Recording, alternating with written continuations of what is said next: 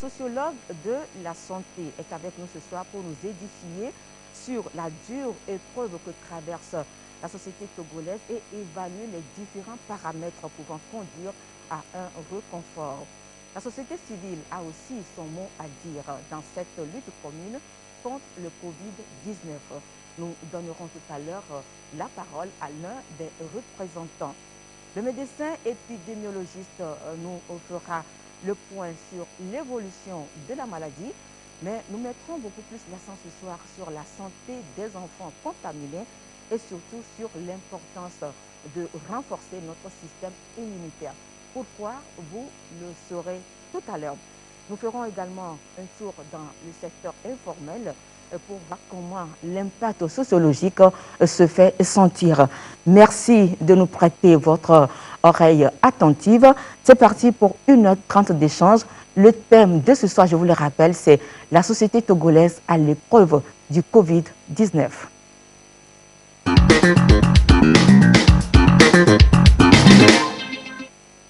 Nos invités de ce mardi 21 avril 2020 sont le professeur Nyakou Ali Pita Lounouani. Il est membre de la commission ad hoc UL Covid-19. Il est maître de conférence à la faculté des sciences de l'homme et de la société, toujours à l'université de Lomé. Il est sociologue de la santé. C'est le professeur Nyakou Ali Pita Lounouani. Professeur, bonsoir. J'espère que je n'ai pas écorché votre nom.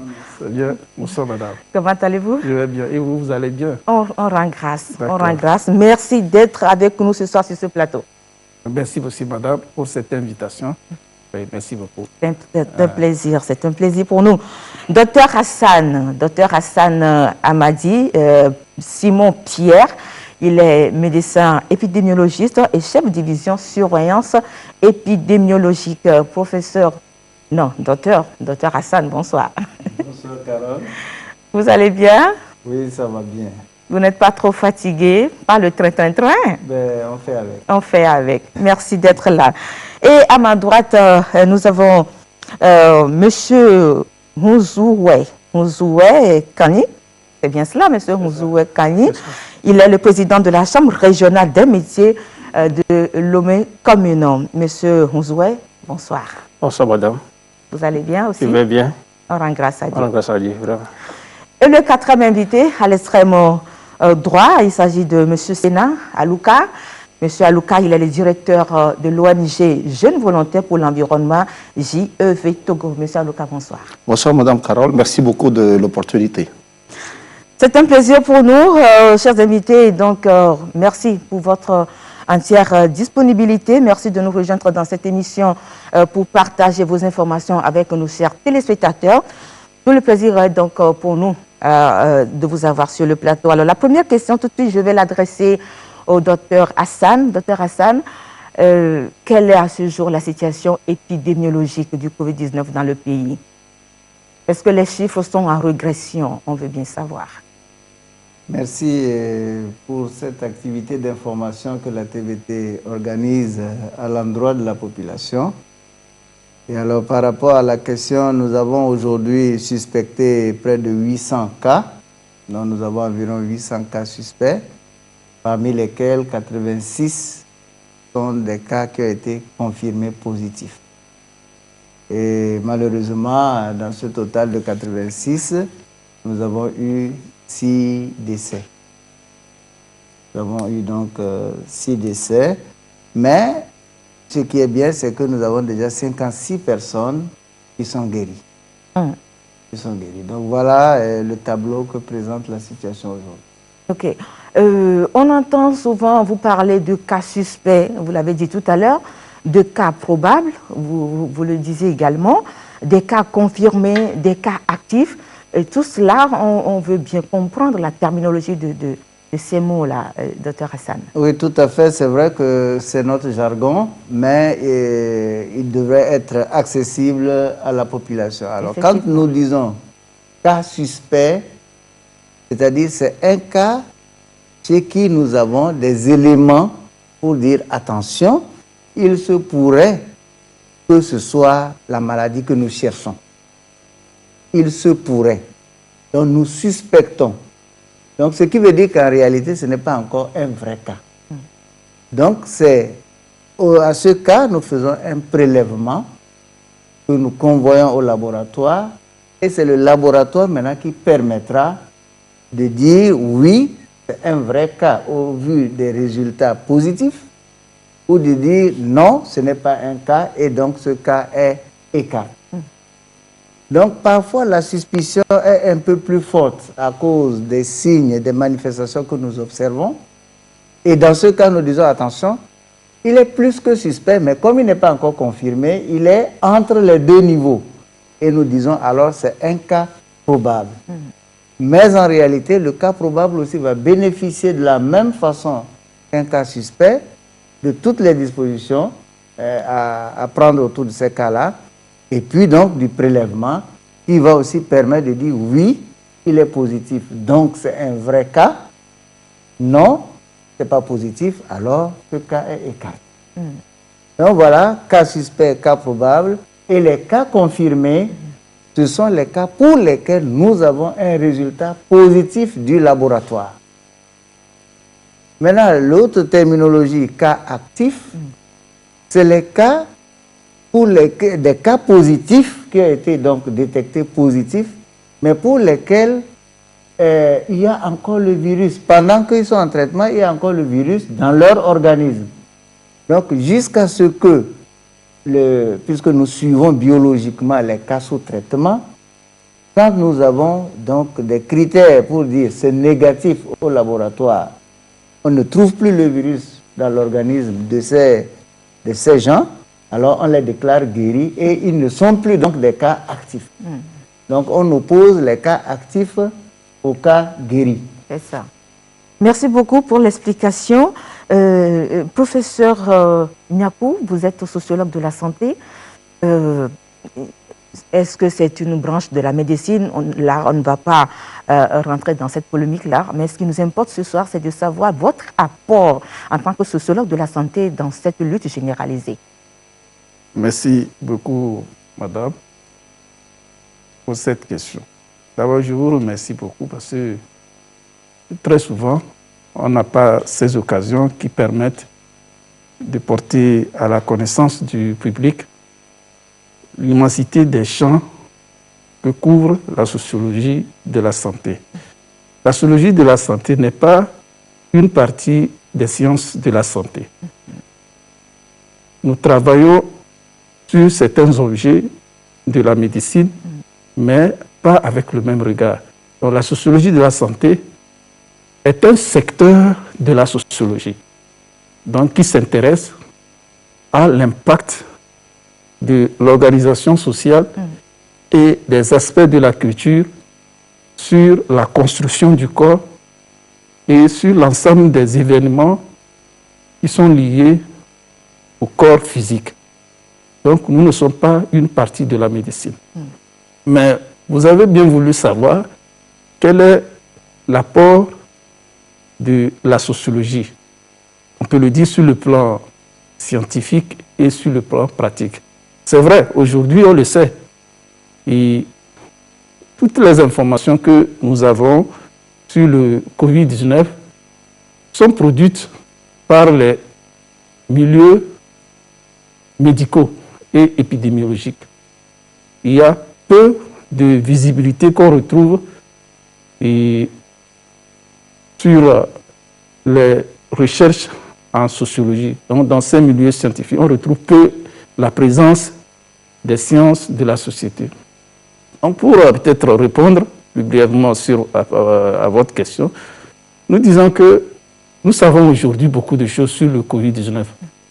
Nous savons quelle est l'origine de ce virus, même s'il y a polémique, l'état actuel des connaissances permet d'établir l'origine du phénomène tel que nous la connaissons, même si après il y a une évolution, parce que il y a une polémique qui est en train de se développer autour. Nous savons aussi comment ce virus se transmet, nous savons aussi comment il se développe, quelles sont ses manifestations, quels sont ses facteurs de risque. Éventuellement, quels sont les modes de traitement qui sont disponibles. Mais tout ça, nous le savons de quoi? Nous le savons des connaissances qui sont produites par la médecine et l'épidémiologie. Mais que font alors les sciences sociales, la sociologie de la santé? Nous signalons l'existence d'autres modes de connaissance de cette maladie. Parallèlement aux données qui sont produites par la médecine et l'épidémiologie, nous signalons qu'il existe d'autres modes de connaissance de ce virus et qui sont fondés sur la religion, qui sont fondés sur la culture, qui sont fondés sur la métaphysique. Pourquoi? Parce que les sciences humaines, les sciences de la santé qui sont constituées de l'ensemble des sciences médicales et de l'épidémiologie proposent une connaissance qui part de l'étude du corps, de l'organisme. Mais nous proposons une connaissance des maladies qui part des analyses centrées sur la société, sur la culture. Très bien. Et donc, on doit comprendre ce soir que lorsque la sociologie de la santé, je ne dirais pas que s'invite dans la lutte, c'est de bonne guerre. Votre implication, votre contribution dans cette lutte, elle est importante, indispensable. Oui. C'est ce que vous voulez nous faire comprendre à travers tout ce développement que vous venez de faire. Oui, oui. D'accord? Oui. Très bien. Monsieur Alouka, vous êtes citoyen togolais. Hein? Comment vivez-vous la situation engendrée par le coronavirus dans notre pays? Écoutez, j'ai la bonne chance de vous dire que je viens d'arriver tout fraîchement de mon village, Chiko. Je viens d'arriver juste comme ça. Pour vous dire que, citoyens que nous sommes, nous démontrons notre résilience face à ce problème de plusieurs façons.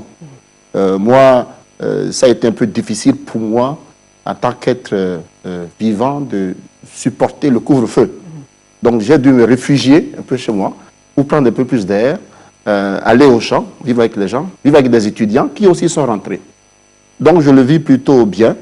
Et j'ai été très heureux de voir qu'il y a une solidarité formidable qui s'organise au niveau de l'intérieur, au niveau des groupements, au niveau des ONG. Et aussi la connaissance est en train de se développer beaucoup autour des questions de santé. On s'y intéressait peu avant. Et donc je peux dire tout simplement qu'en tant que citoyen, d'autres citoyens, les ONG, ont essayé de s'adapter un peu à la pandémie. Et il y a beaucoup d'initiatives qui se créent actuellement, beaucoup d'innovations qui sont en train d'être portées par des citoyens, par des jeunes. Et on peut dire que, quoique la pandémie, nous aurions aimé qu'elle jamais n'intervienne, mais elle constitue une opportunité formidable. Et je suis très heureux de discuter avec vous sur comment les citoyens essayent, n'est-ce pas, de s'adapter, si possible même de tirer avantage de ce phénomène auquel nous sommes tous confrontés. Très bien. Malgré que le Covid-19 crée des initiatives diverses qui sont formidablement bien appréciées, est-ce que vous vous êtes demandé à un moment donné à quand la fin de cette épidémie, à quand la fin de cette situation au Togo? Même si vous êtes parti vous réfugier dans votre village natal, loin de la ville, l'épidémie, elle est là. Oui, absolument. Et le virus, il est partout. Il nous poursuit, il est dehors, du moment qu'on sort de la porte, voilà. Il est dehors. Non, c'est vrai que la question que nous posons tous, à quand le déconfinement, à quand la fin? Et en tant qu'acteur de la société civile, nous nous intéressons beaucoup aux questions dont a parlé tant le prof que le docteur, autour de l'origine, de la manifestation, des symptômes et de la partie de dégagement, un peu de l'arrêt de ce virus. Et nous avons compris, pour être très réaliste, que ce n'est pas pour demain la fin de ce virus. Je parle en tant que citoyen, selon nos informations, le docteur pourra confirmer. Ce n'est pas pour demain. Et donc, il faut qu'on se prépare psychologiquement à vivre un petit temps, 3, 4, 5, 6 mois possiblement, avec ce nouveau normal, ce nouveau monde dans lequel nous vivons. Et donc, nous avons décidé au niveau de la société civile d'adapter un peu nos organisations. Nous avons appris de nouvelles façons de travailler. Le télétravail, on ne connaissait pas avant. Beaucoup ont appris aujourd'hui le Zoom. S'adapter à la nouvelle donne. S'adapter à la nouvelle donne. Très bien. Je reviens à vous tout à l'heure. Monsieur Honzouhoué, à cause de la crise sanitaire due à la maladie au Covid-19, la société togolaise traverse une dure épreuve. Confirmez-vous cette affirmation? Si oui, est-ce que vous voulez partager une petite expérience avec nous? Merci beaucoup, madame. C'est bien vrai que nous traversons un moment difficile dû à la crise sanitaire. C'est vrai, au niveau de l'artisanat, nous sommes comme les autres Togolais. Nous vivons tous la situation. Si vous prenez par exemple les artisans aujourd'hui, bon nombre ne travaillent plus parce que le travail ne vient plus. Quand nous prenons par exemple les mécaniciens aujourd'hui, nos pièces détachées viennent des pays voisins. Aujourd'hui, les frontières sont fermées. On n'a plus de pièces de rechange pour travailler. Nos coiffeuses, les rassemblements sont interdits. Les églises fermées. Les mariages, il n'y a plus de mariage. Vous voyez que les coiffeuses aussi n'ont plus de travail. Surtout l'église les samedis soirs, même si au cours de la semaine, les coiffeuses n'ont pas travaillé, mais les samedis, les salons sont bondés déjà. Les gens doivent coiffer pour aller à la messe dimanche. Aujourd'hui, tout ça est arrêté et le travail est arrêté au niveau des artisans. Pareil partout. Donc aujourd'hui, nous sommes vraiment attestés de la situation et que nous nous organisons en conséquence comment s'adapter. Très bien. Et évoluer. Professeur Niakou, on peut dire qu'avec le Covid-19, le monde s'est arrêté. Alors, la société togolaise est durement frappée par cette épidémie, alors, pour ne pas dire durement éprouvée.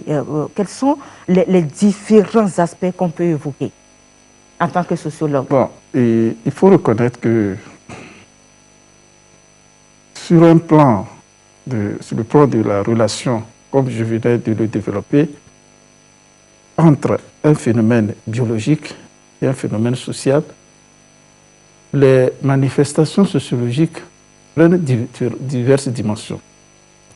Maintenant, nous savons, bien sûr, les médias sont très précis sur cet aspect. Nous savons qu'aujourd'hui, le Covid-19 est une épidémie à caractère transnational qui circule et qui s'étend à toutes les parties du monde.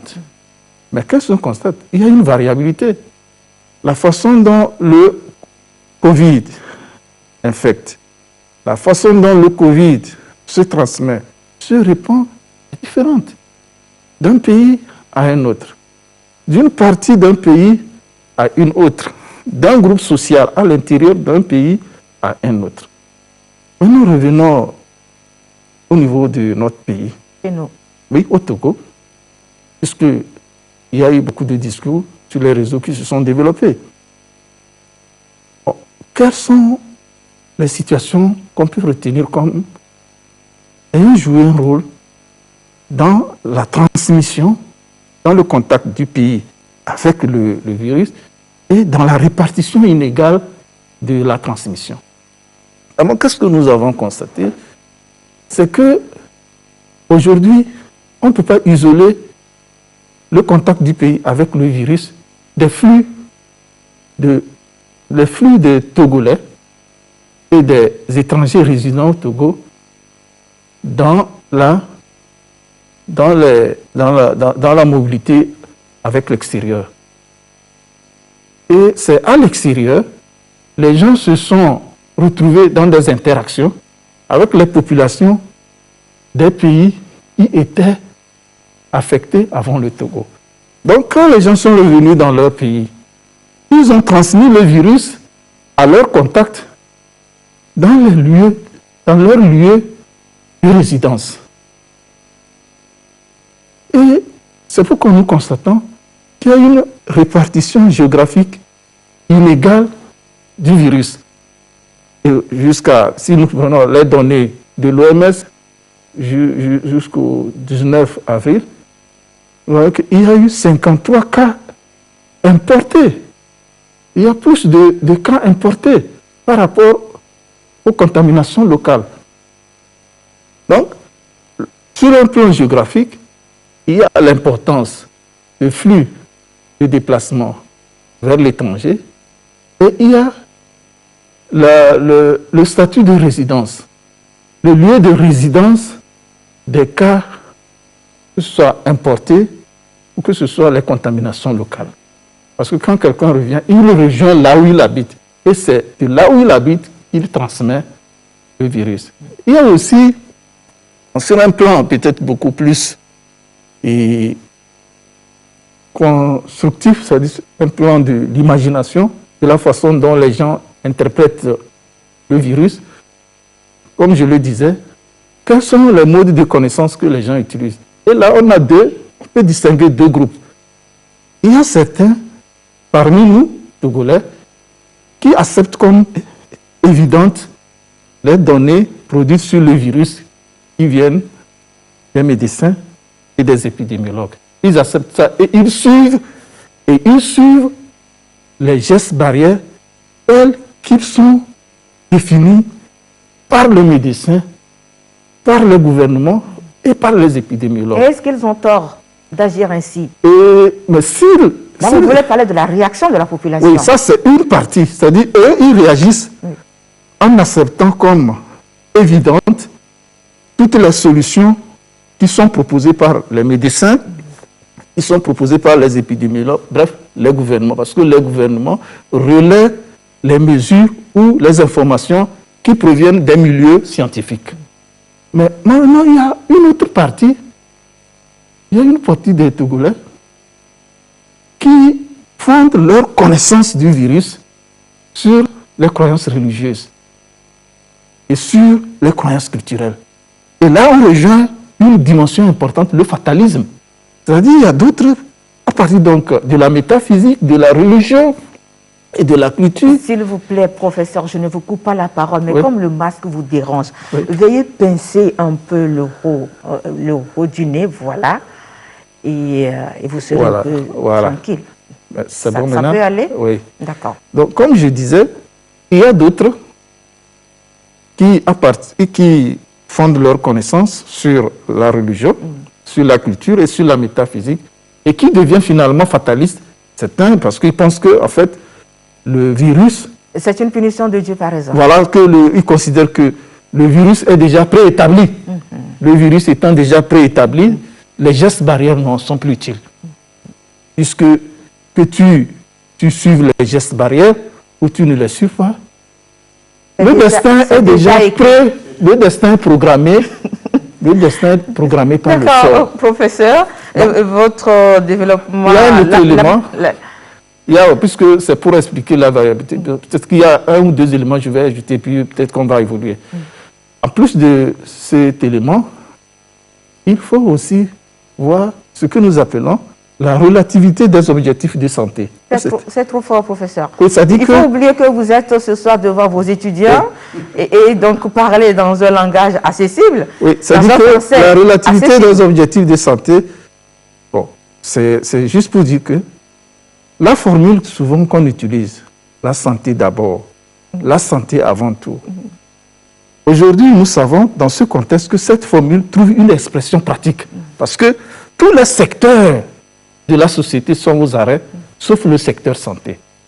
Ça veut dire que réellement, la santé d'abord est une formule qui trouve aujourd'hui, c'est dans cette période que cette formule retrouve son expression pratique. Est-ce que vous savez que le titre de cette émission, c'est Santé d'abord? Santé d'abord.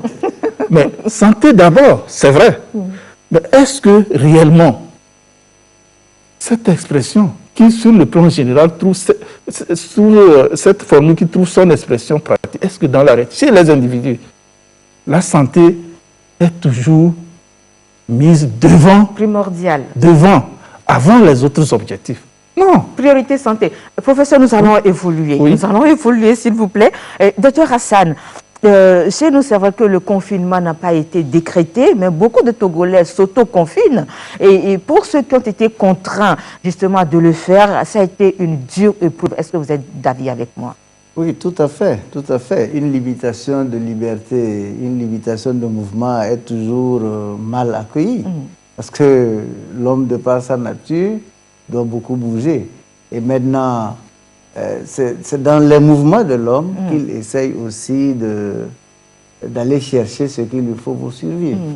Donc, naturellement, que ces dispositions-là ne sont pas toujours bien accueillies. Mais, comme le professeur le disait, santé d'abord, alors on est bien obligé. C'est nécessaire. Alors. Et surtout dans votre jargon, lorsque vous parlez de mise en quarantaine et tout ça, là, ça veut dire ce que ça veut dire.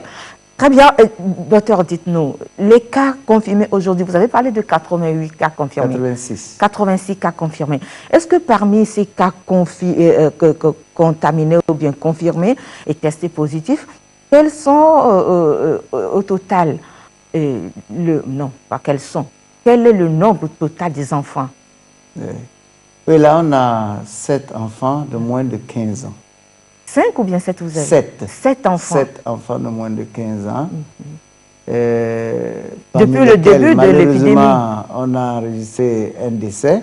Le nourrisson de 28 mois qui est décédé avant-hier. Alors, les autres se portent bien. Voilà la question qui suit. On voudrait savoir l'état général de ces autres enfants. Est-ce que vous les suivez bien? Est-ce qu'ils sont totalement guéris? Ils sont oui, il y a toujours en 3 qui sont complètement guéris. Et il y a 3 qui n'ont pas de signes, qui sont asymptomatiques et qui sont donc suivis à l'hôtel. Ok. Monsieur Alouka, vous êtes membre de la société civile, vous l'avez dit tout à l'heure. Votre lutte, vous l'avez toujours axée sur des thématiques bien définies. Aujourd'hui, le monde entier est confronté à la menace du Covid-19. Quelle réflexion cela suscite-t-elle en vous par rapport à vos objectifs? Oui, Rabelais disait que science sans conscience est ruine de l'âme. Je crois qu'aujourd'hui, nous sommes arrivés à une situation où nous constatons tous que la conscience qui a manqué à l'humanité en tout temps, le devoir d'éthique qui a manqué à l'humanité en tout temps, le maintien de l'équilibre qu'il doit y avoir entre l'humain et sa nature et son cadre de vie, entre l'humain et tous les autres éléments, qu'ils soient visibles ou non, eh bien, nous avons coupé cette harmonie-là, nous avons coupé cette corde ombilicale, et qui fait que nous traversons des vagues très tumultueuses actuellement. Avant notre humanité, la planète avait été face à d'autres défis, les défis du changement climatique, les défis de la pénurie de l'eau, l'érosion de la biodiversité, les questions d'accès à l'énergie qui étaient là avant, et les questions de sécurité. Et aujourd'hui, le Covid-19 vient exacerber toutes ces dynamiques et démontrer qu'en fait, que nous sommes juste un élément de la nature et que nous n'étions pas possesseurs de la nature, que la Terre n'était pas créée en fait pour nous, tel qu'on l'a enseigné au préalable. Et donc, nous avons compris qu'il est important à l'homme de pouvoir profiter de cette occasion et de pouvoir se récollecter, connecter à la Terre. Alors, la société civile a une appréciation un peu, je dirais, particulière de la science dans laquelle nous sommes. Généralement, nous travaillons comment? Nous travaillons sur la base d'aides qui arrivent. Hein. Très souvent, la plupart des ONG au Togo vivent sur la base d'appuis qui viennent de l'extérieur. Aujourd'hui, ces appuis sont coupés. Et devant aussi l'urgence de la situation, beaucoup de structures de la société civile ont été obligées de se constituer en coalition, en groupe, en réseau, pour pouvoir apporter un appui, accompagner l'État. Et donc, aujourd'hui, on peut se réjouir que beaucoup d'OEC, d'organismes de la société civile, se sont organisés, et qui pour distribuer les bavettes, qui pour faire la sensibilisation, qui pour accompagner l'État dans le cadre de l'application des mesures, mais aussi, il nous arrive aussi, et je crois que c'est notre travail en tant que pouvoir aussi de la société, quatrième pouvoir, de pouvoir, n'est-ce pas, apporter un regard critique sur les mesures proposées. C'est ainsi que 3 groupes ont déjà envoyé 3 déclarations, des positions au gouvernement pour un peu donner leur appréciation. Parce qu'il ne s'agit pas seulement de critiquer, il faut proposer aussi après. Tout à fait, justement. Là, je suis très heureux de voir que ici c'est le port du masque systématique à la télévision. C'est une très bonne chose. Nous avons proposé dès le premier jour qu'il faut rendre le port du masque obligatoire. Au niveau du confinement dont parlait le professeur, nous étions un peu dubitatifs sur la pertinence du confinement. Port du masque obligatoire, mesures barrières, distanciation sociale. Lavage des mains. Voilà, lavage des mains, mettre les personnes suspectées, etc., ou suspects, un peu les mettre à côté, en quatorzaine ou en quarantaine. Et puis, la vie pouvait continuer. C'était notre appréciation qu'on a partagée avec l'État. Au niveau également du fait de la situation, il y a un certain nombre de violences que nous disions, monsieur le gouvernement, faites attention. Parce qu'il y a 3 violences essentielles. La violence conjugale.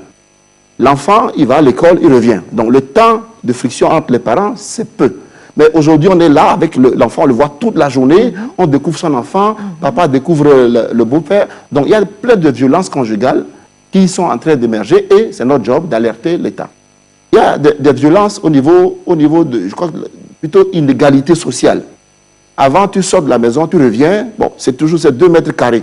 Aujourd'hui, tu vas dans ce 2 mètres carrés toute la journée, c'est très, très compliqué. Donc, le Covid-19 est venu également exacerber les inégalités sociales qui existaient avant. C'est maintenant que les situations encore... donc, j'étais aussi misérable que ça.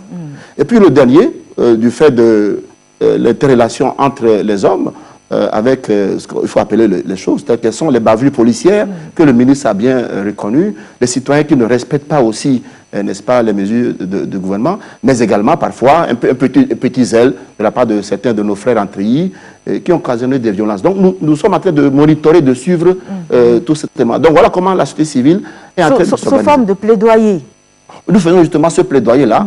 Et moi-même j'ai eu l'occasion d'aller rencontrer le ministre de la Santé dès le tout début pour lui faire part de nos initiatives. Et aujourd'hui, je peux vous dire, madame, qu'il y a 4 initiatives portées par les OSC du Togo. Il y a une qui est la coalition qui rassemble l'ensemble des fêtières. Il y a le groupe de travail des organisations de la société civile sur les ODD, Objectifs de développement durable. Il y a une initiative Covid-19. Il y a une autre initiative citoyenne contre le Covid-19 qui ont pu mobiliser déjà près de 10 millions. Hein, et certains ont déjà acheté des choses qui ont remis. On connaît le cas de... Donc ça veut dire que la société civile est fortement impliquée dans cette lutte. Impliquée, pas totalement. Nous sommes très contents du travail que nous faisons, mais nous avons toujours une demande de l'endroit de monsieur le gouvernement. C'est que jusqu'à aujourd'hui, la société civile, je ne sais pas si on la considère comme un opposant ou comme un acteur indépendant ou parallèle. Parce que quand il s'agit de faire des réflexions précises, profondes, c'est toujours difficile au gouvernement d'associer. Le comité national de riposte doit avoir à son sein des représentants de la société civile. Parce que ceux-là connaissent la réalité et peuvent, n'est-ce pas, verser à ce niveau de comité. Mais ce n'est pas le cas. Ce n'est pas encore le cas. Donc nous continuons ce plaidoyer. Très bien. Nous allons évoluer dans cette émission. Le Covid-19 a complètement, c'est vrai, remis en cause l'ordre normal des choses, comme l'a dit tout à l'heure M. Alouka. Donc, au sein de la société togolaise, les habitudes ont changé avec tout son cortège de désespoir. Un désespoir qui est beaucoup plus accentué au sein de la gente féminine. C'est un reportage de l'équipe de santé d'abord présenté par Daniel Kemazo. Regardez, appréciez vous-même. De nouveaux cas de Covid-19 sont enregistrés au Togo. Malgré les mesures barrières prises par l'État, l'inquiétude gagne le cœur des populations. Le mode de vie n'est plus le même, les habitudes ont changé. Les habitudes de lavage des mains que nous ne faisions pas avant, se laver régulièrement les mains, porter les masques, ne plus se saluer, ne plus faire les accolades et tout. Donc le coronavirus a effectivement introduit de nouveaux changements dans la vie de tout un chacun, bien sûr.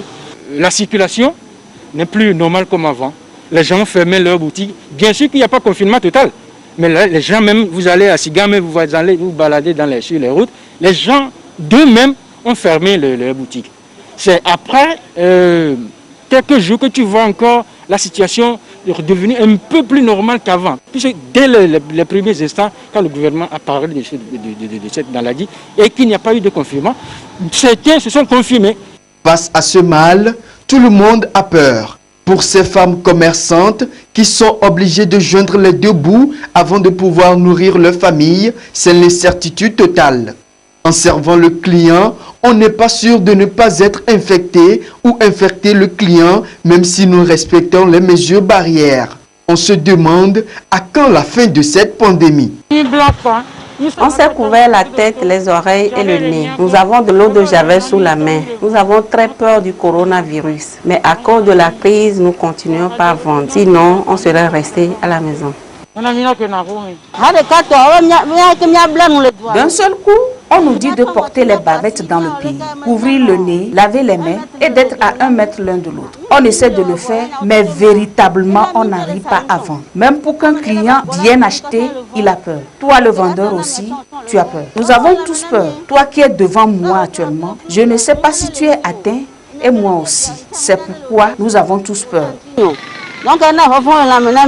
Véritablement, la crise va continuer. On dit 3 mois, mais personne ne sait ce qui pourrait arriver. Je n'ai rien à la maison. Tout compte fait, d'autres s'activent durement pour le retour à une vie normale en se confiant à Dieu le protecteur. Nous sommes dans les mains de Dieu. C'est Dieu que j'appelle chaque jour qu'il nous vienne en aide. Quand je me mets à genoux, je prie Dieu qu'il nous pardonne nos péchés. Nous nous mettons dans les mains de Dieu. Nous, on ne le voit pas. C'est lui seul qui voit ce que c'est. Donc, c'est lui seul qui va nous guérir. Avec cette crise sanitaire qui ralentit les activités de tous les secteurs, les gens ne sont plus libres dans leur tête. Il faut trouver des moyens pour gérer le stress dû à la situation du Covid-19.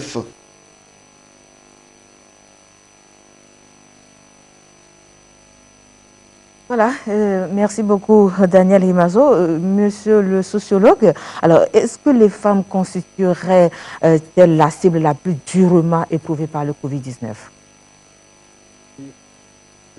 Les femmes font partie et des groupes sont supposés être plus vulnérables, pas à l'infection au Covid, mais aux impacts qui sont générés par les mesures sécuritaires.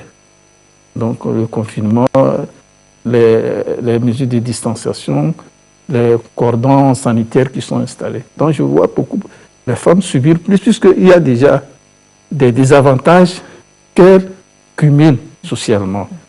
Et donc, ces désavantages vont se reproduire dans leur relation avec le virus et avec les mesures sécuritaires qui sont prescrites.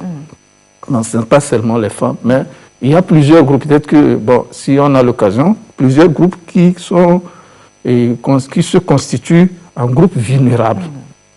Donc, qui subissent plus l'impact des mesures. C'est ça. Oui. Docteur Hassan, nous avons appris, vous êtes médecin, le seul médecin parmi nous ce soir, c'est très bien d'ailleurs, nous avons appris que plus notre immunité est forte, moins nous nous exposons au Covid-19 ou bien à toute infection virale. Comment renforcer alors notre système immunitaire?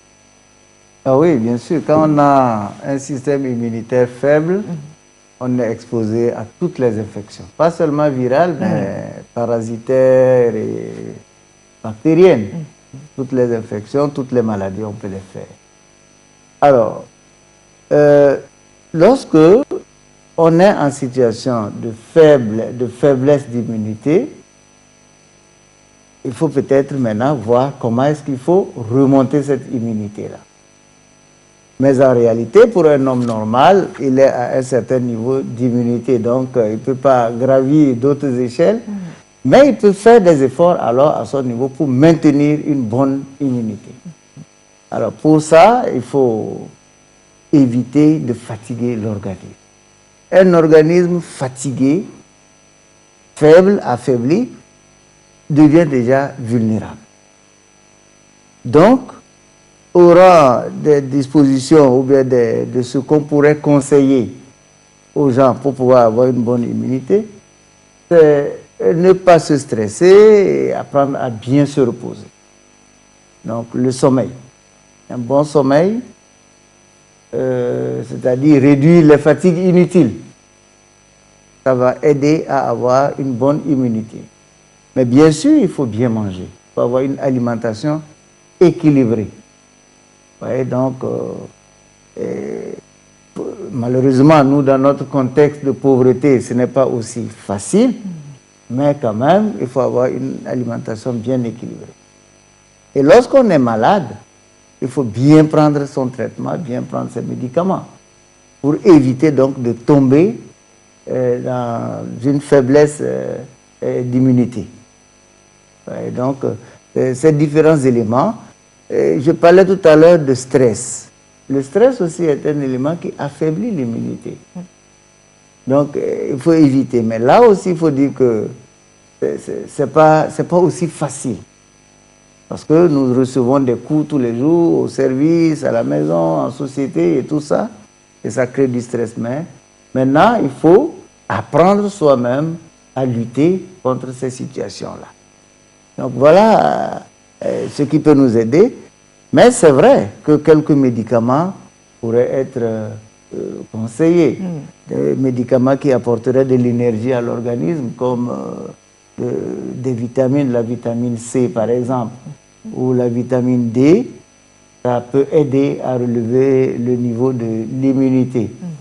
Seulement, la vitamine D, nous sommes déjà en Afrique, avec le soleil que Dieu nous donne, qui interagit avec des éléments sous notre peau.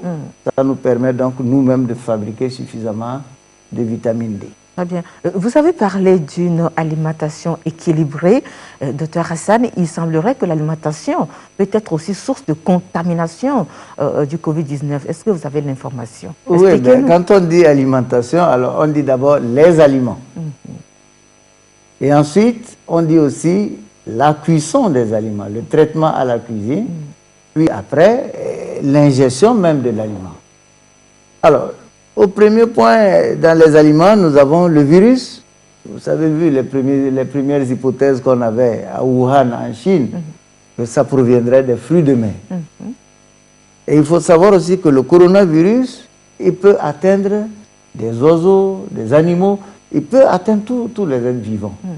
Alors que nous consommons ces animaux-là. Ça veut dire qu'un animal, je prends l'exemple des fruits de mer, si ce n'est pas bien traité et que ça contient le virus, donc ça veut dire que j'ingère le virus déjà. Vous voyez, de la viande d'un oiseau infecté, mal cuite, j'ingère. Vous voyez, donc c'est possible. Deuxièmement, la cuisson. La femme ou le cuisinier qui va traiter aujourd'hui les aliments à la cuisine, s'il ne porte pas de bavette et qu'il se fait qu'il est infecté, donc pendant qu'il parle, pendant qu'il tousse en faisant la cuisine, il peut déverser des virus sur ces aliments. Et lorsque c'est mal cuit, ou si c'était déjà servi, vous voyez, il vous sert le plat avec les virus. Vous allez au bord de la route, vous voulez manger chez une bonne dame ou dans un restaurant et la servante ou la bonne dame n'a pas mis de bavette, ça veut dire que pendant qu'elle parle et qu'elle vous sert, elle peut donc projeter des sécrétions de salive sur les aliments. Et ceci peut justement être source d'infection. Très bien. Ouais. Et le troisième niveau, c'est au moment de l'ingestion. J'ai touché des choses, des surfaces peut-être contaminées. Et si donc je ne me lave pas correctement les mains avant de prendre mon repas à la main, ça veut dire qu'il y a encore là un risque de contamination à partir de l'alimentation. Donc voilà les trois niveaux possibles de contamination par les aliments. Merci beaucoup. Monsieur Rouzoué, vous assumez probablement la protection sociale de tous les artisans inscrits au niveau de la Chambre régionale des métiers et vous luttez pour leur bien-être social. Alors, comment avez-vous accueilli le programme du transfert monétaire Novici initié par le gouvernement? Avant de répondre, vous avez dit tout à l'heure que vous êtes vraiment attristé parce que rien ne va plus dans le pays. Du côté du secteur informel, les artisans vraiment sont malades parce qu'ils ont perdu leur source de revenus. Vraiment. Voilà. Le programme Novici, comment est-ce que vous l'avez accueilli? Avant de répondre, je tiens sincèrement à féliciter le gouvernement. Ça va mettre sur pied ce programme qui vient en aide, pas seulement aux artisans, à une grande partie de la population togolaise. C'est vrai. À toutes les couches vulnérables. À toutes les couches vulnérables, vraiment. Donc, quand on a écouté ce programme, personne n'en croyait. Les gens même disaient que les sous là ne servent à rien, ne serviront à rien. Mais aujourd'hui, quand on voit le nombre de personnes qui courent derrière les sous, ça démontre que vraiment ce qui se passe est grave. Chaque jour, je reçois plus de 500 appels pour ceux qui n'arrivent pas à toucher ces fonds-là. Chaque jour. Alors je suis même là. J'ai mis le téléphone sur mode avion. Et comment est-ce que vous faites? Bon, en fait, pour les artisans, quand le gouvernement a sorti des communiqués, nous avons répliqué en même temps par des communiqués au niveau de la base pour les inciter à prendre au sérieux, à appliquer les mesures. Et nous les informons chaque jour que Dieu fait de l'évolution de la situation. Qu'est-ce qu'il faut faire? Nous sortons même pour vérifier si effectivement ils mettent en pratique ces mesures-là. Déjà, une fois le jour que le communiqué est sorti, nous avons sorti encore une communiqué en même temps de prévenir les artisans. Et quand on suit l'évolution, nous avons sorti une deuxième communiqué disant aux artisans de réduire le nombre des apprentis dans les ateliers. Nous avons vu, s'il y aura contamination dans notre secteur, nous serons beaucoup touchés. Parce qu'en travaillant, nous ne pouvons pas respecter les mesures distancielles. Ça, c'est le premier. Laver les mains régulièrement, on ne peut pas le faire. Et quand vous allez terminer le travail, quand vous irez laver les mains, on se partage beaucoup les outillages. Le risque est tellement élevé au niveau de l'artisanat. Si nous prenons la coiffure, quand la personne est arrivée, la coiffeuse ou le coiffeur doit toucher la personne. Ces apprentis ne peuvent pas rester à 1 mètre de distance pour voir ce que la patronne fait. Ils doivent s'approcher, ils doivent toucher, ils doivent passer du matériel. Donc ça fait que le risque est tellement élevé au niveau de l'artisanat. C'est le pourquoi nous avons demandé à ce qu'on diminue le nombre des apprentis et fait des rotations. Au maximum 3, ça dépend de la grandeur du salon ou de l'atelier. Mais, chemin faisant, nous avons constaté que bon nombre ne respectent pas. Beaucoup même, déjà l'annonce même de communiquer, beaucoup ont fermé. Beaucoup ont fermé.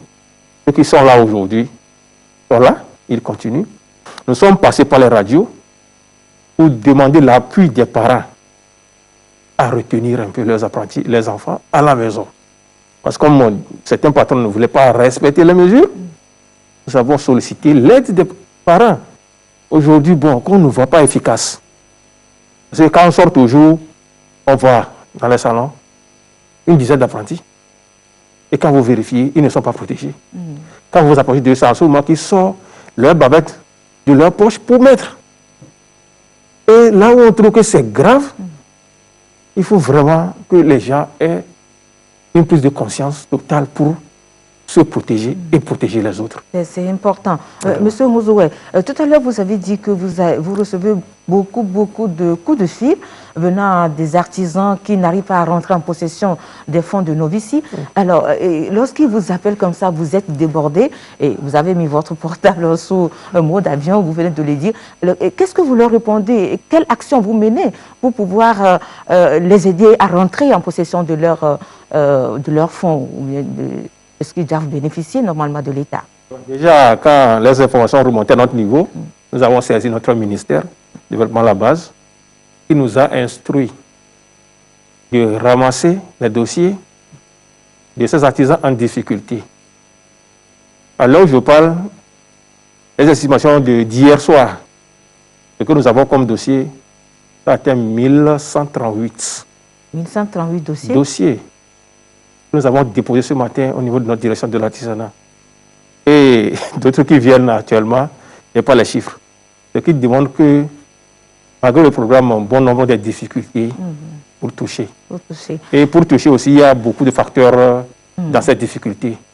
La non-maîtrise des systèmes de transfert par une partie des artisans et d'autres qui, déjà l'annonce, qui sont partis dans les centres de vote, aller copier le numéro des électeurs et les noms qui sont introduits pour prendre l'argent à la place des autres. Oui, c'est vrai. Donc, tout ça fait, on l'a relaté, que nous avons envoyé à notre tutelle pour qu'on trouve une solution.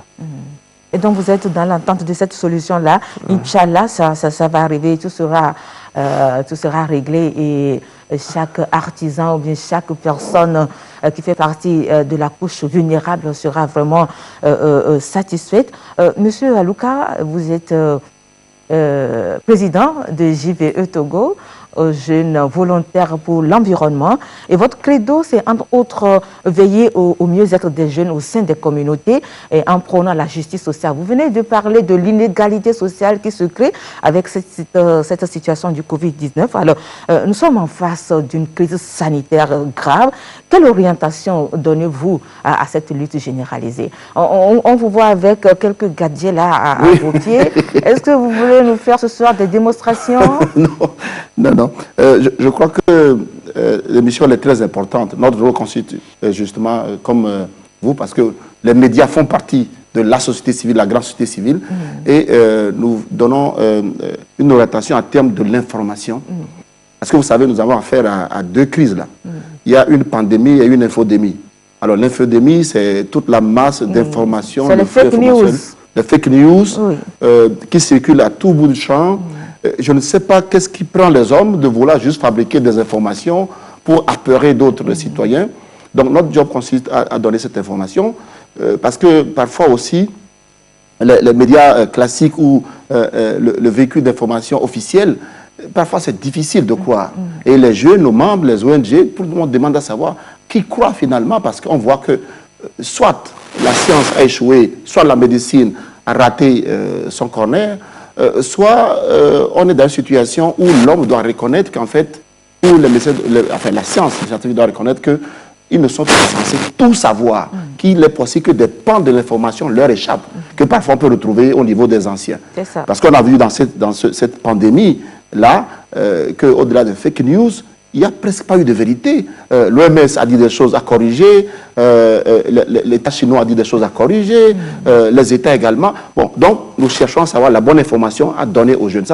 Donc, nous faisons beaucoup de débats, beaucoup de dialogue. Mais au-delà de ça, il nous appartient également de pouvoir offrir des solutions aux jeunes. Les jeunes sont à la maison. Il y a plein de jeunes avec qui nous travaillons qui ont des start-up, donc des jeunes entreprises, des jeunes entrepreneurs sociaux, et qui sont totalement désorientés, désarmés. Parce que dans les 400 milliards promis ou mis en place par le gouvernement, on ne voit pas clairement combien va aller à ces jeunes qui ont créé des entreprises. On a vu des jeunes qui font la tomate, il y en a qui ramassent les déchets, il y en a qui... J'ai vu un jeune qui a créé un système de microfinance, il a des microfinances un peu alternatives. Il a dû fermer ses portes là, juste la semaine dernière, alors qu'il employait plein d'autres jeunes dans 4 villes de l'intérieur. Donc, voilà comment nos jeunes sont aussi désorientés, et notre job, c'est d'aller faire du plaidoyer auprès de l'État pour clairement qu'on puisse voir quel est l'accompagnement de l'État à l'endroit de ces jeunes. Maintenant, au niveau des collectivités, bien entendu, il faut nos savoir-faire. Ce n'est pas aujourd'hui qu'on parlait de laver les mains. C'est clair qu'on appelle le savon le vaccin du pauvre. On le disait depuis longtemps, les médecins le disaient depuis longtemps, mais ils ne prêtaient pas attention. On disait investissez dans l'assainissement. Chaque dollar investi dans l'assainissement en rapporte 6 après. Mais non, on ne faisait pas ça. Il n'y a pas de dispositif de lave-main. Donc aujourd'hui, nous sommes en train également de faire la promotion de cette technologie, mais également, ce qui nous intéresse ici, ce que j'aime porter, est question d'accès à l'énergie. Dans un des pays, les États ont veillé à ce que les citoyens achètent ces lampes solaires, parce que maintenant, les enfants doivent rester plus de temps à la maison, il faut qu'ils apprennent tout. Donc nous avons des types de lampes solaires, des torches solaires, mais également des foyers améliorés dont nous faisons la promotion pour permettre un peu voilà, c'est des lampes, des torches un peu solaires, pour permettre aux citoyens d'avoir accès, n'est-ce pas, à ces technologies moins chères, mais également durables. Parce qu'aujourd'hui, et ça nous insiste là-dessus, nous avons commis un péché très grave. Mais est-ce que ce sont du matériel fabriqué localement? Oui, ça c'est fait au Togo. Ce foyer ici, le foyer amélioré, c'est fabriqué au Togo. Fabriqué d'ailleurs à Lomé ici. Ça s'appelle foyer à Souto. Donc avec ça, vous réduisez la déforestation. Parce qu'aujourd'hui, comme le disait le professeur, on est toujours en train de se demander d'où vient cette pandémie. Donc, pour nous, une bonne façon de régler une fois pour toutes cette pandémie, elle va encore revenir peut-être dans 100 ans, nos enfants nous diront, mais il faut que nous arrivions à nous reconnecter avec la nature. Il faut que nous arrivions à mieux dialoguer, à comprendre que nous sommes juste des passagers de cette terre-là. Très bien. Alors, si nous prenons la société générale, c'est vrai que la société civile est très représentative. Alors, dans cette situation de crise sanitaire, cette société civile a un rôle fondamental à jouer. C'est ce que nous laisse entendre M. Augustin Docla. Il est membre très actif de la société civile. Nous l'écoutons dans la première partie de son interview, l'interview qu'il nous a accordée. Le rôle de la société civile est très fondamental. Ça me rappelle le début de la lutte contre le VIH-Sida, où les acteurs de santé pensaient que c'est la lutte contre le VIH-Sida, c'est pour les médecins, alors que c'est archi faux. La lutte doit être menée au sein de la communauté. Il faudrait sensibiliser, faire porte à porte, faire des actions communautaires, sensibiliser les gens ou aller chercher les cas contacts. Nous pouvons aider à faire tout ça là. Je pense que la communauté a un rôle primordial dans la lutte contre le Covid-19. Et je pense que c'est ce que nous essayons de faire. Les ONG sur l'ensemble du territoire, chacun à son degré, à son niveau, essaie de faire des sensibilisations porte à porte ou d'autres activités de sensibilisation, développent des stratégies idoines pour pouvoir toucher les gens. D'où nous sommes incontournables aujourd'hui. On ne peut pas gagner cette lutte si on ne s'appuie pas sur les acteurs de la société civile. Les médecins vont faire ce qu'ils ont à faire, mais nous, les acteurs de la société civile, nous devons sensibiliser la communauté, aider la communauté, parce que la sensibilisation n'est pas suffisante au sein de la communauté, d'où nous nous impliquons à de différents degrés pour sensibiliser la communauté, d'abord pour les mesures barrières, et également la distanciation sociale, parce que ce n'est jamais facile. Certains ne comprennent pas pourquoi il faut le faire.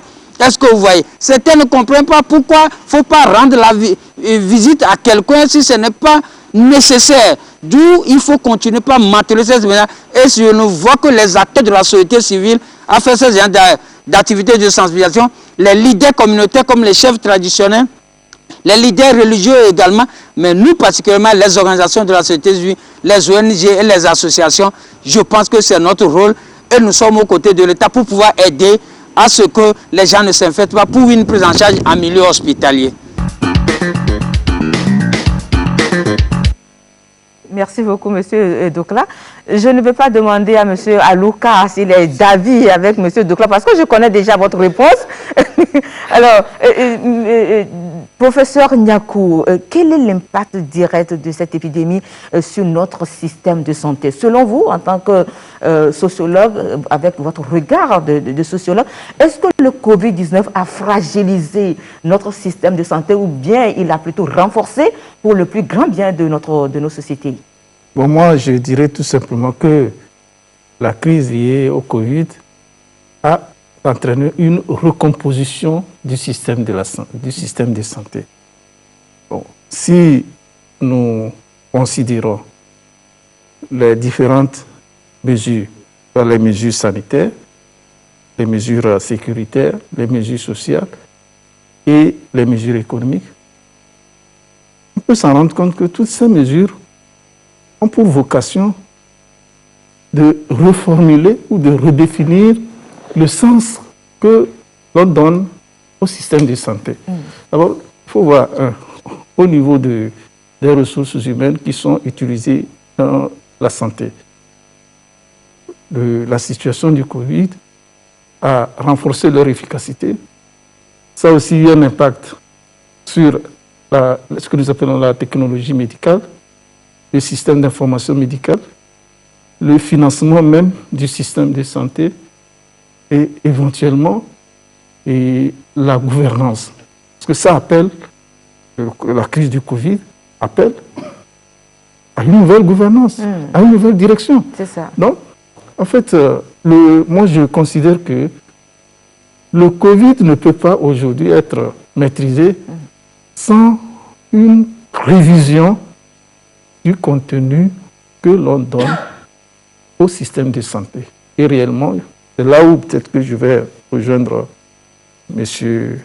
Kani pour remercier le gouvernement, parce qu'il faut le reconnaître que les efforts ne sont pas suffisants, mais les efforts sont importants. Parce qu'on ne peut pas répondre à tous les besoins. Les besoins sont illimités. C'est pourquoi à un moment, on est obligé d'utiliser les moyens disponibles. Parce que il y a une formule qui dit les besoins sont illimités alors que les ressources sont rares. Qu'est-ce qu'il faut faire? Il faut opérer une sélection qui consiste à utiliser les moyens disponibles pour répondre aux besoins auxquels on peut répondre. Donc, réellement... Je repose la même question au docteur Hassan. Docteur Hassan, vous êtes un acteur de la santé. Est-ce qu'après cette situation due au Covid-19, le système de santé, notre système de santé sortira gagnant, plus renforcé qu'avant? Quel est votre avis sur la question? Je suis sûr, j'en suis vraiment sûr. Parce que ça, c'est véritablement une dure épreuve de laquelle nous sortirons avec une analyse claire, avec des leçons tirées. Et nous verrons vraiment quelles ont été nos faiblesses. Quelles ont été nos faiblesses, quelles ont été nos forces. Et maintenant, on va se lancer de l'avant à partir de cette expérience. Je prends un exemple banal, la surveillance épidémiologique. Honnêtement, beaucoup ne savent pas ce que c'est. Même au sein de la santé, au sein des acteurs de la santé, l'information n'est pas perçue de la même façon. Vous voyez, aujourd'hui, beaucoup entendent surveillance épidémiologique, ils commencent à comprendre qu'est-ce que c'est. Et donc, à l'issue, à la sortie de cette crise, beaucoup de modifications positives vont être apportées à l'organisation même du système de santé et particulièrement au système de surveillance. Très bien. Tout à l'heure, docteur Hassan, non, excusez-moi, je vous reviens tout à l'heure. Docteur Hassan a mis l'accent sur le système immunitaire que nous devons renforcer parce que le système immunitaire joue un rôle très important dans la lutte contre les maladies, les différentes maladies auxquelles nous nous exposons. Eh bien, c'est vrai, au sein de la population, certaines catégories de personnes sont reconnues comme des personnes, des cibles vulnérables, je veux dire, parce qu'elles constituent justement des personnes à risque aux infections virales, dont le Covid-19. Ceci à cause de la faiblesse, justement, de leur système immunitaire.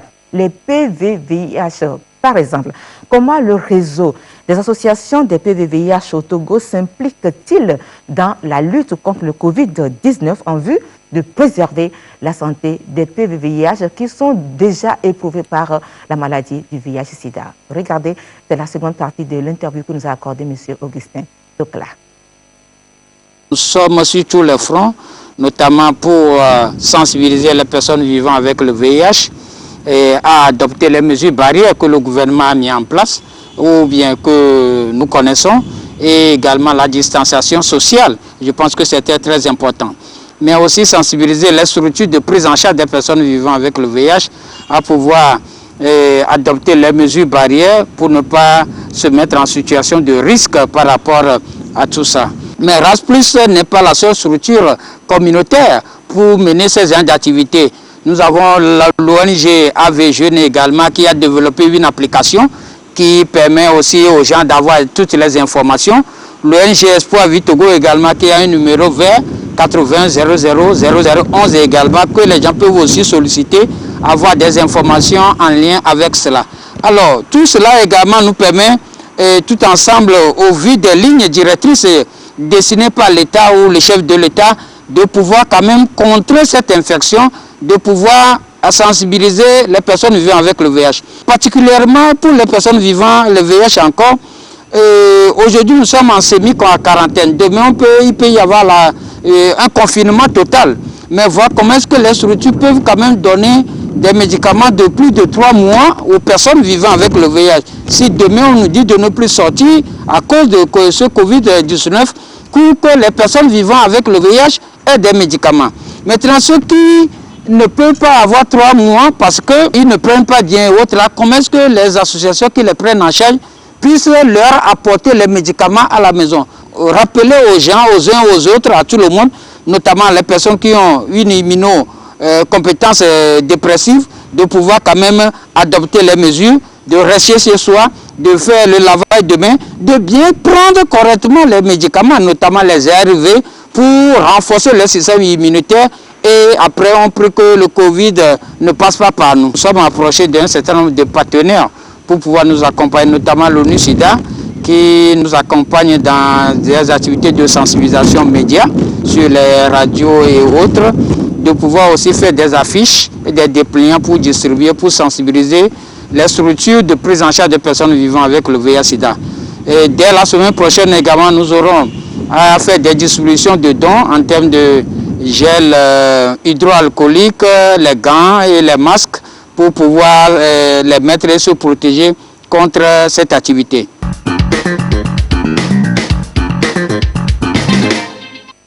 Voilà, Monsieur Alouka, vous voulez parler tout à l'heure. Moi, je vous pose la question suivante. Face à la situation du Covid-19, c'est vrai, au grand mot, les grands remèdes, alors vous êtes d'accord que l'État est en train d'apporter une réponse politique adaptée à cette situation. Alors, comment trouvez-vous la politique de gestion de la crise par l'État? Il faut avouer que, comme les autres... Vous avez dit tout à l'heure si les OSC constituent des opposants pour le gouvernement. Oui, bon, je crois que nous sommes également héritiers d'un patrimoine dans le cadre de la relation entre la société civile et l'État. Et nous sommes en train progressivement d'apprendre à vivre ensemble. Mais vous n'êtes pas des opposants, hein? Non, non, non, absolument pas. Pas au sens opposant politique, mais c'est que c'est normal que parfois nos modes opératoires font que l'État met un peu de distance pour dire bon, on va voir, etc. Parce que l'État ne voit pas toujours clair dans ce que nous faisons. À cause de vos regards critiques, surtout. Il y a le regard critique, les sources de financement, les différences au niveau des approches, nos plaidoyers persistants, mais également, parfois, nous arrivons à mobiliser beaucoup plus de ressources que certains secteurs. Ce que nous voyons, c'est qu'au Togo, on félicite, et d'ailleurs, dans notre première déclaration, on a beaucoup félicité le chef de l'État pour son implication personnelle. Merci le Covid, le président nous a parlé, on était très contents. Quoique ça nous a envoyé au confinement, mais on aimerait qu'il parle souvent, même si c'est quarantaine totale, on veut entendre davantage que possible notre président nous parler. Mais au-delà de ça, comme le disait le prof, je pense que nous avons une opportunité énorme aujourd'hui. C'est que les relations qui existent entre nos pays et les pays dits développés doivent changer et vont changer.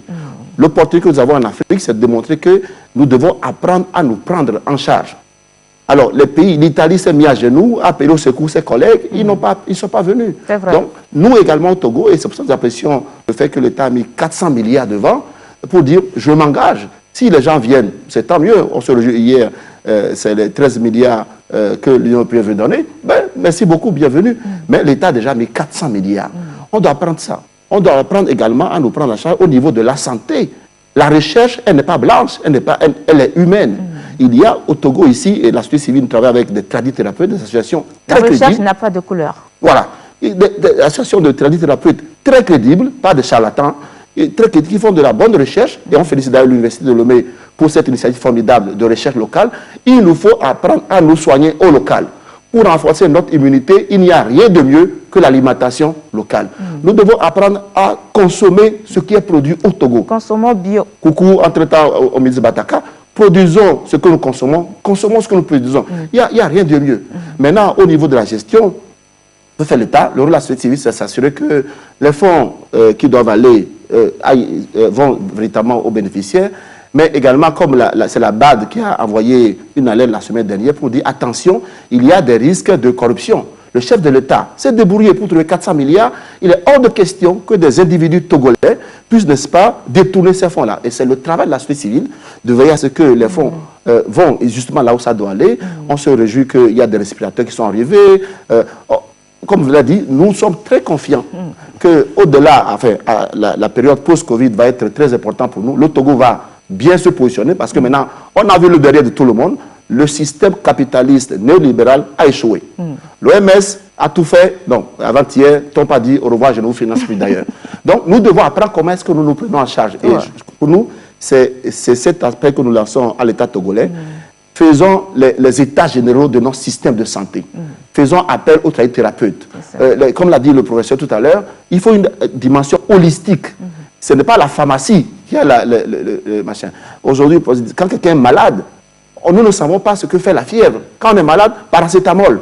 Or, la fièvre permet au système immunitaire de pouvoir combattre la maladie. On ne nous a pas dit ça. On nous a appris à l'école maladie, tu es mon ennemi. Oh, la maladie n'est pas forcément un ennemi de l'homme. Très bien. Donc, voilà pourquoi nous pensons qu'il y ait une réflexion holistique autour de la santé. Merci beaucoup. On vous a assez compris. C'est vrai, tout ce que j'ai retenu dans ce que vous avez dit, c'est qu'aujourd'hui, il faut vraiment que nous émergeons. Il faudrait que l'Afrique émerge. Cette situation due au Covid-19 a créé beaucoup d'opportunités, justement. Des initiatives ont été approuvées et formidablement bien. Et c'est le cas. Vous avez fait également allusion au respirateur qu'on a commandé. Parlant justement du respirateur, comme on le dit, à quelque chose, malheur est bon. Le Covid-19 a fait justement émerger des idées extraordinaires de créativité et d'ingéniosité. Alors, des jeunes Togolais issus de la société, de notre société, de la société civile, ont donc fabriqué un respirateur artificiel. Ils ont mis au point cet appareil qui est très important dans la prise en charge des malades du Covid-19. Une fabrication qui a été approuvée par la direction de la recherche scientifique. C'est un reportage de nos confrères de la Deutsche Welle que je vous propose de suivre. La vidéo a fait le tour d'étoiles des réseaux sociaux, je veux dire. Regardez. Voici l'appareil essentiel en cas de syndrome de détresse respiratoire, la principale complication du Covid-19. Cet appareil médical d'assistance respiratoire manque cruellement dans les services de réanimation.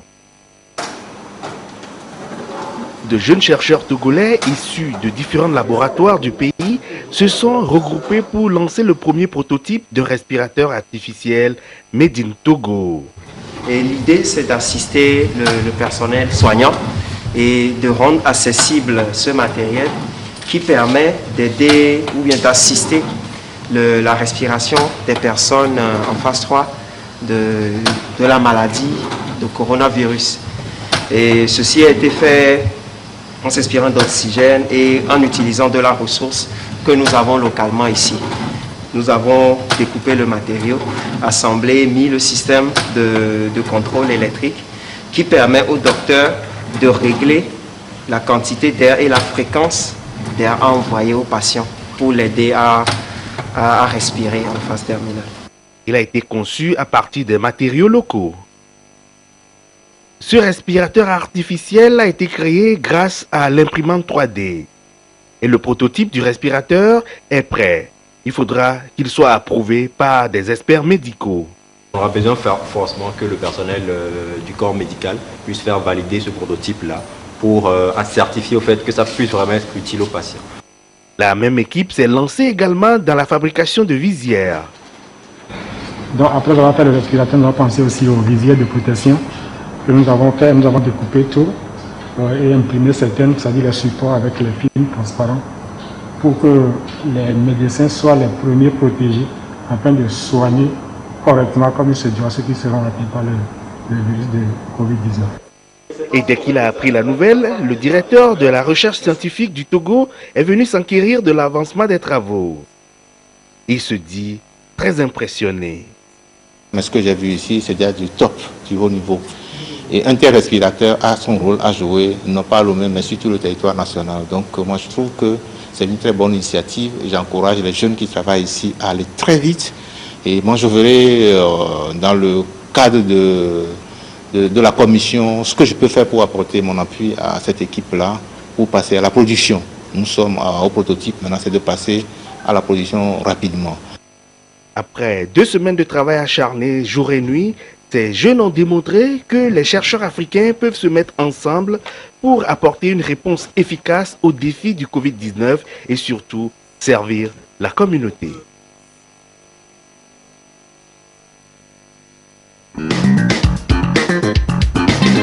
Merci beaucoup à ces jeunes. Professeur Nyakou, c'est vrai que nous traversons des moments difficiles, mais cela n'a pas empêché ces jeunes de réfléchir et de créer. C'est pour dire que la situation actuelle n'est pas en fait une fatalité. Non, pas du tout.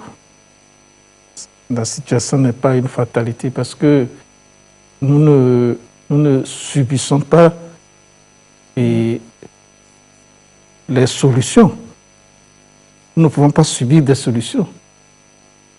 Nous pouvons nous-mêmes être responsables de nos solutions.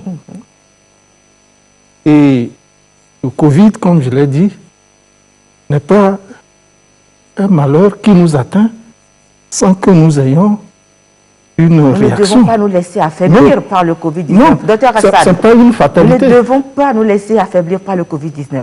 Tout à fait. Tout à fait, nous devons réagir. Et c'est ça, l'homme est doué quand même d'une intelligence assez... inouïe. Bien sûr. Donc, voilà une situation, nous devons trouver des solutions. Nous devons trouver des solutions. Monsieur Alouka, comment est-ce que vous trouvez l'idée de ces jeunes? Absolument. Les jeunes disposent d'une capacité extraordinaire à créer, à innover. Il faut tout simplement leur laisser l'espace, un accompagnement. Et au Togo, je me réjouis de voir le professeur Kokou sur l'écran, il y a que depuis très longtemps, nous n'avons pas su financer suffisamment la recherche. Et mon appel à ce niveau, c'est de voir comment l'État togolais peut, dans la période post-Covid, accentuer la recherche togolaise, cette recherche qui allie, n'est-ce pas, recherche scientifique à la recherche traditionnelle. Les savoirs locaux, nous pouvons les mettre en exergue. Et nous sommes très sûrs que la prochaine fois qu'un machin virus va venir, la solution viendra déjà de l'Afrique. Merci beaucoup. Monsieur Mouzoué, malgré la situation dans laquelle nous nous trouvons et les artisans aussi se trouvent, on a appris que les couturiers et les couturières ont contribué fortement à la gestion de cette crise en mettant à disposition de l'État des masques fabriqués localement qui avoisinent à 2 millions de masques. Est-ce que c'est vrai? Fabriqués localement par les couturiers et les couturières du Togo. Oui, c'est vrai. L'exemple, moi-même ici, est porté, cache-nez, confectionné par nos artisans. Donc, comme l'a dit mes prédécesseurs, la crise ne nous a pas abattus. Ça nous a diminué. Mais nous commençons par à changer, nous commençons par à lutter pour survivre. Déjà, les couturiers et couturières, personne ne les a dit de fabriquer des cache-nez. C'est par rapport à la cherté même des cache-nez sur le marché, les a poussés en même temps à commencer par confectionner les cache-nez. Et nous voilà arrivés déjà à 2 millions. Là où je suis, nous avons une commande de 1 million de cache-nez confectionnés dans les jours à venir. Pour le gouvernement? Oui, notre ministère de Développement à la base et l'INAM nous ont donné un marché comme ça. C'est ça. Que nous sommes en train de se préparer pour la réalisation. Et que malgré la situation, notre ministère ne se croise pas les doigts et les bras. Il nous trouve des débouchés, des petits jobs que nous allons exécuter pour avoir un peu de sous. Déjà, les lave-mains qui sont fabriqués d'ici et là, ce sont nos artisans, les soudeurs, les plombiers. Vous voyez, malgré la situation, il y a certains corps de métier qui s'adaptent facilement, émergent facilement. Voilà, et il y a d'autres qui peinent à y arriver. Donc, tout cela, nous faisons des recensements sur ces corps de métier qui peinent à y arriver et voir trouver une solution pour ces gens-là. Donc, beaucoup de choses se font au niveau des chambres de métier avec le ministère du Développement de la base. Très bien. Et tout à l'heure, M. Alouka, vous avez évoqué le nom du professeur Kwame Kokou. C'est vrai que le professeur Kwame Kokou se trouve au centre même de la recherche scientifique. Alors maintenant, nous avons vu tout à l'heure le reportage sur la fabrication du respirateur artificiel par nos jeunes frères. Alors maintenant que le prototype du respirateur artificiel a été mis au point, il faut des moyens pour sa production en grande quantité. Et déjà, des bonnes volontés se sont manifestées pour le financement. Mais, comme l'a dit tout à l'heure M. Mouzoué, il y a aussi le dispositif de lavage des mains. Et le dispositif de lavage des mains à robinet, il semblerait que c'est un gros risque de contamination. Je passe sous réserve du docteur Hassan. Le robinet, le dispositif à robinet n'est pas tellement adapté si nous voulons rompre la chaîne de propagation du virus. Est-ce que vous confirmez cela ce soir? Oui, bien sûr, parce qu'il y a toujours un contact qui reste avec, si vous voulez, la tête du robinet que tout le monde touche. C'est ça. On ne se lave pas les mains de la même façon. Non, vous avez fini de laver, mais vous êtes obligé d'arrêter le coulement de l'eau. C'est ça. Donc, en touchant à nouveau cette tête de robinet qui a été déjà touchée par 1 million de personnes, donc il y a encore un risque, alors que nous devons couper tout contact avec le virus. C'est ça. Donc, l'idéal, C'est d'avoir un dispositif à pied, à pédale, ou bien électromagnétique. C'est ça. Alors, si possible. Très bien. Alors, je le disais tout à l'heure que de bonnes volontés commencent déjà par se manifester pour le financement de ces matériels de protection ou bien de prévention. Alors, mais qu'en est-il de l'idée de fabriquer aussi en quantité importante le dispositif de lavage des mains à pédale ou bien à pied? Professeur Kwame Kokou de la recherche scientifique se prononce sur ces deux aspects. D'abord, il nous explique comment ces jeunes sont-ils arrivés à fabriquer ce respirateur artificiel. On l'écoute.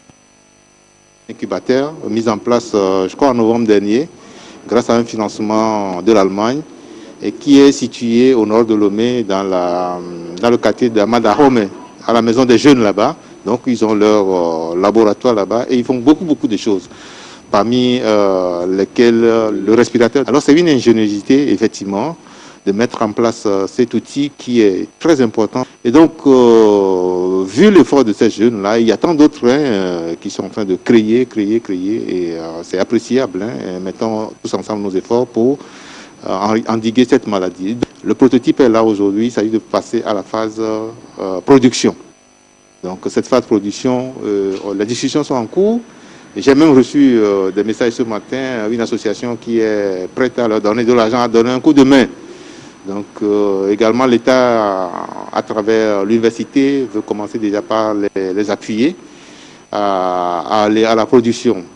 Donc c'est une coopération, une collaboration entre l'université de Lomé à travers le centre informatique et de calcul et cet incubateur Nounia Lab qui ont réussi, et il ne faut pas oublier l'INSI aussi, parce que la découpe a été faite au laser à l'INSI, donc qui ont mis ensemble leurs compétences pour arriver à mettre au point ce respirateur. L'idée de fabriquer des dispositifs de lavage de mains est une nécessité aujourd'hui à l'entrée de tous les services, même au niveau des villages, au niveau des communes. Donc il y a matière à fabriquer beaucoup et fournir à tous ces nécessiteux. Maintenant, il faut passer du robinet à main parce que chaque fois qu'on touche, on laisse des traces et passer au système à pied qui consiste à pomper, et c'est ce qu'il faut faire. Et donc, si moi j'ai un appel à lancer à l'endroit de tous les innovateurs du Togo qui ont des idées ou bien qui ont déjà conçu, c'est de contacter les personnes qu'il faut, par exemple la TVT, ou nous qui sommes dans le combat, il y a le comité national, contacter tous ces gens-là pour qu'on mette ensemble nos efforts pour justement combattre cette maladie. Voilà ce que je m'en vais dire à tous ceux qui fabriquent dans leur coin ou qui sont isolés, qui n'ont pas de contact. Il y a les bonnes adresses. La TVT est une très bonne adresse connue de tout le monde. C'est de donner les informations pour qu'on puisse les contacter et procéder à la fabrication également de ce dispositif.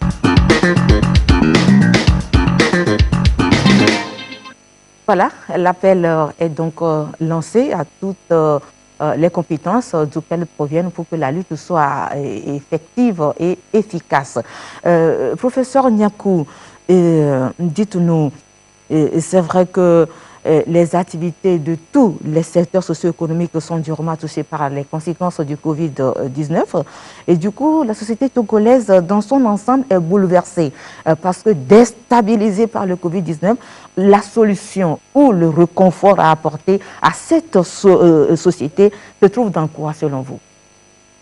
Bon, merci madame pour cette question.